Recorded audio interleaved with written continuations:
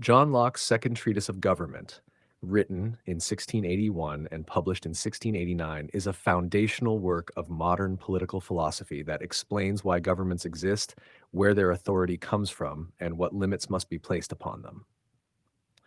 Locke begins by describing the state of nature, a condition in which all human beings are naturally free, equal, and independent, governed not by rulers but by a law of nature, discoverable by reason, which teaches that no one ought to harm another in their life, liberty, or possessions.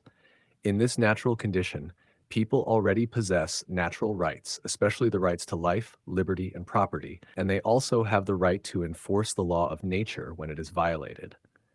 However, because individuals are biased toward themselves and lack a common authority to judge disputes, this state of nature, though morally ordered, is insecure and unstable, leading to conflicts that threaten those rights. Locke's theory of property is one of the most influential parts of the work. He argues that the earth and its resources are given in common to humanity, but individuals gain private property when they mix their labor with nature, for example, by farming land or gathering fruit. Labor makes something one's own because it joins one's personal effort to what was previously common. This right to property exists prior to government and does not depend on laws or kings. Locke also insists that property must originally be taken only as long as it does not spoil and leaves enough and as good for others. Um, but with the introduction of money, people consent to unequal holdings, allowing large scale ownership and economic development without injustice. Because natural rights are insecure in the state of nature, people agree to form civil society by entering into a social contract. This contract is not between rulers and subjects, but among the people themselves, who consent to create a political community and establish a government to protect their natural rights more effectively. The purpose of government is therefore limited and specific. It exists to secure life, liberty, and property, not to control or reshape human beings.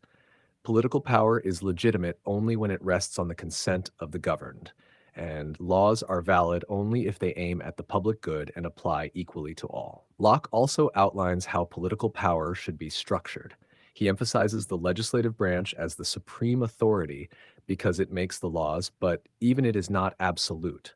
The legislature is bound by natural law, must govern by established rules, must not take property without consent, and must act for the common good. The executive branch exists to carry out and enforce the laws, and Locke also recognizes a federative power responsible for foreign affairs. This division of powers prevents tyranny by ensuring that no one person or institution holds total control over society. One of the most radical and enduring claims of the Second Treatise is Locke's defense of the right of revolution. If a government violates the trust placed in it by ruling arbitrarily, seizing property, or ruling without consent, it dissolves its legitimacy and returns people to a state of nature with respect to that government. In such cases, the people have the right to resist, reform, or replace their rulers. This is not a call to constant rebellion, but a safeguard against tyranny, ensuring that rulers remain servants of the people rather than their masters.